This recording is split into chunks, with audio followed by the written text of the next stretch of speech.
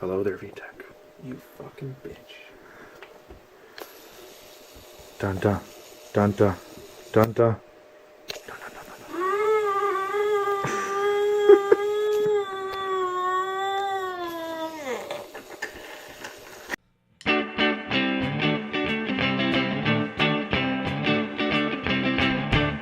Alright guys, and welcome back to another episode of Offside with Mac and Wood.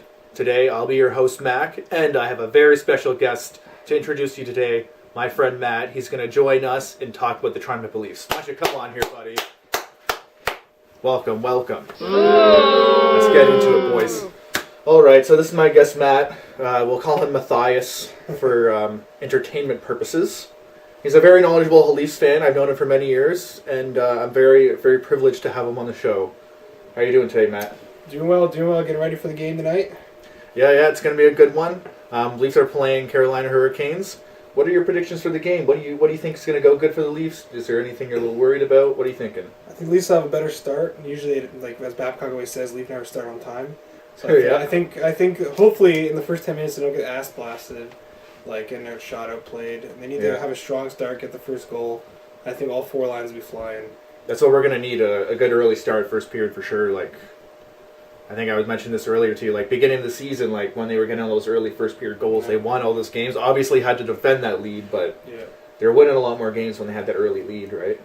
Yeah, I think Freddie will come and play well again, as he has, he's been tearing it up consistently through November.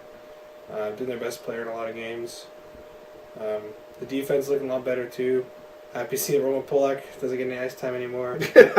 I'm liking Andreas Borgman. Is he even still in the lineup? Like, is he scratched? Yes, he hasn't played in weeks. Oh, thank God! Like, no wonder I haven't been noticing him. I've been like trying to see if he's on the ice ever, but I think it's been since the California road trip. I think. And they're just like fuck that. On that, so good. Well, he's a slow fuck. He shouldn't be in the lineup anyway. They should just send him down in the minors, bury him. Yeah.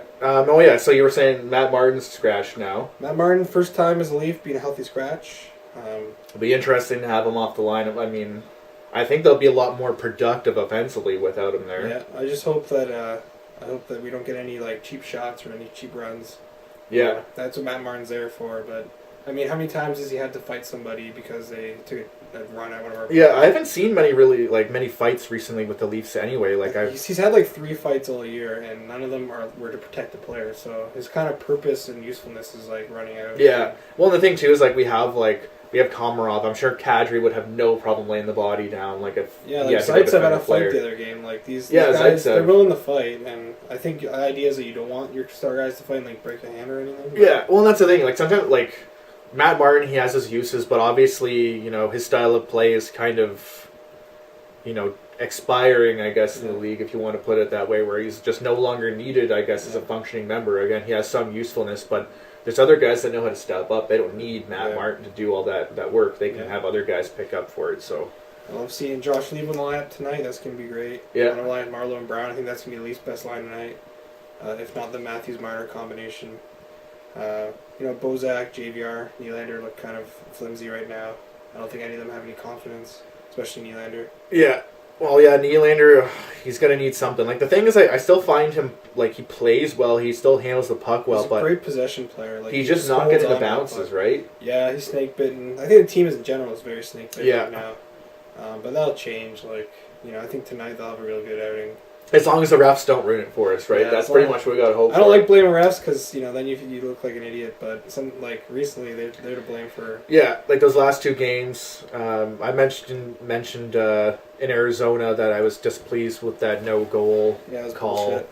Matt obviously agrees with me. Yes. It should have been a goal there. I think it was a clean goal. The NHL rules are absolute garbage, and the NHL as a league sucks, but... They definitely do need to go edit that interference rule because they need to have a time frame of like how long, or at least state in the rule if the goalie's set and in position to like play the puck again, that the interference is off at that point. They need to have some type of stipulation to make it like a little more clear. They're burned on that in LA. They're burned on Arizona. Like, what's the rule on how long between when contact is made and when a goal is scored? Is the interference actually matter?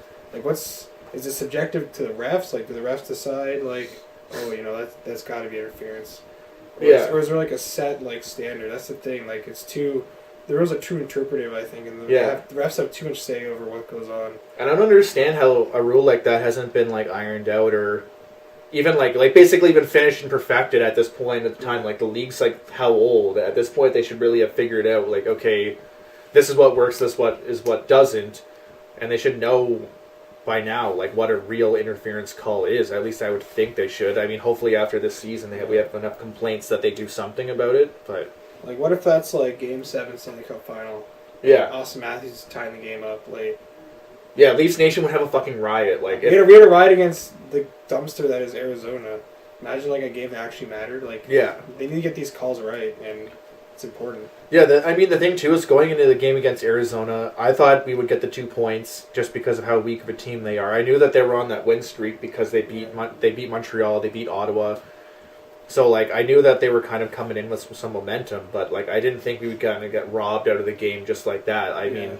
And then seeing Matthews hit the crossbar after is like, oh, it was heartbreaking. 100th game against his boyhood team. Yeah, it's like at home, it would have been a big goal. That puck luck was just brutal. Like, I mean, even for him in general, like I found ever since he's come back from his injury, he's just been having bad puck luck.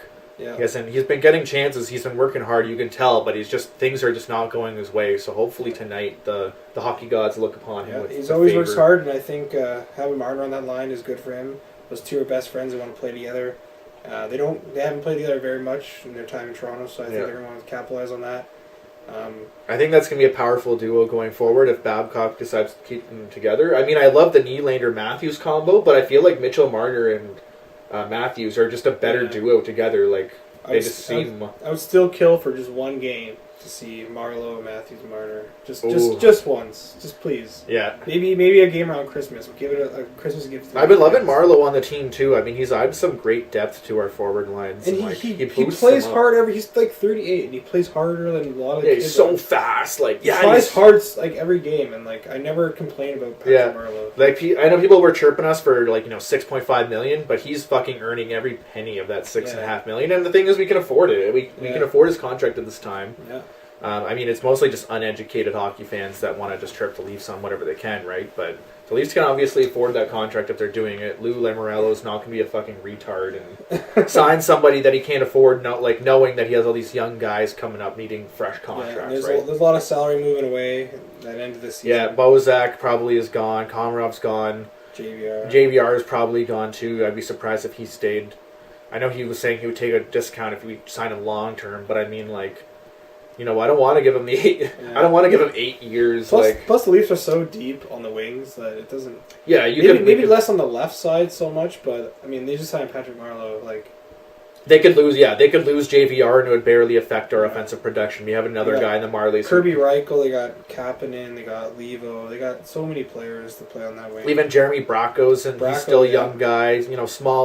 Smaller center, but I'm sure he would. Right-handed shot too. Again. Yeah, I'm sure he would bring in some good strength offensively for our team when the time comes. So it's like we got a really strong prospect base, on our offense. The Marlies are stacked again this year, like big time. Yeah, if any, the thing is the Marlies is almost capable of even playing against NHL teams. They're so destructive in the AHL.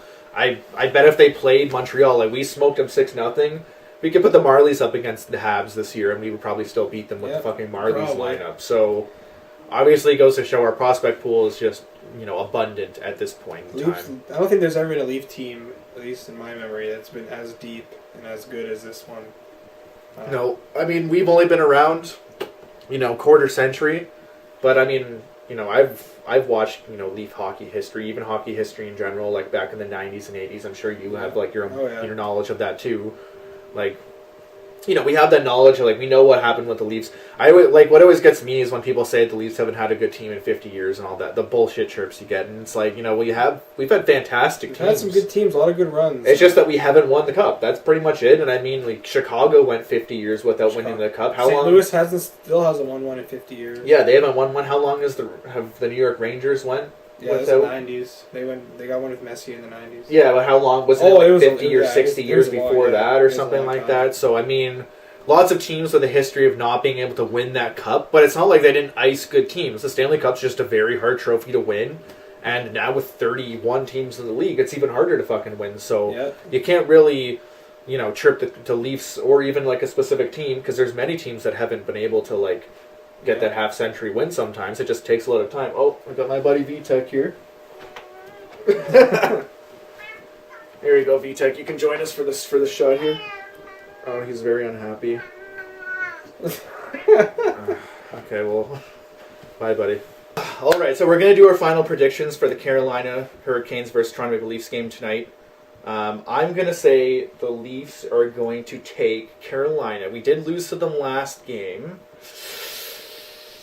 I'm going to take Leafs 5-3 tonight. In the third, no overtime, nothing needed. Leafs are going to take it 5-3. I think, Carolina's not as bad as it used to be, but I think the Leafs are still a lot better. I'm going to go 4-2 win. I think they'll get like a 4-1 lead and then almost blow it in the third, as they do. But yeah, hopefully we can maintain the lead if we get one. But hey, okay, so both of us 2 goal differences, 5-3 and 4-2. I think those are both fair assessments. The Leafs lines shuffled up. I think they'll be flying tonight, and I think they'll have a lot of goals. Yeah, well, and especially after those 2 losses that we kind of got. Only 1 goal per game the last 2 games. I think they're just due. Just for a breakout game. They're gonna come out hungry and angry. Maybe I'm gonna change that to 6-2. 6-2? 6-2 ass blast. Bold prediction. Carolina Hurricanes going to get smoked tonight by the Leafs. I'll stick with the 5-3. I'm going to be confident that, Carolina might put up some goals. They have some decent fast guys. So we'll see. That's our predictions. Let me know what you guys think in the comments. Do you think Leafs are going to win? Do you think Hurricanes are going to win? And maybe other opinions you have about some of the players on the Leafs. If you have any opinions about the Hurricanes, I really don't give a fuck about them. But I mean, if you guys, they don't have any fans. So yeah, Jeff Skinner's the only guy I really like on the team because he played for the Kitchener Rangers and we're Kitchener locals. So yeah, thanks for watching, guys. Make sure you like, share, subscribe, and come back for more. Fuck off. Fuck off, you.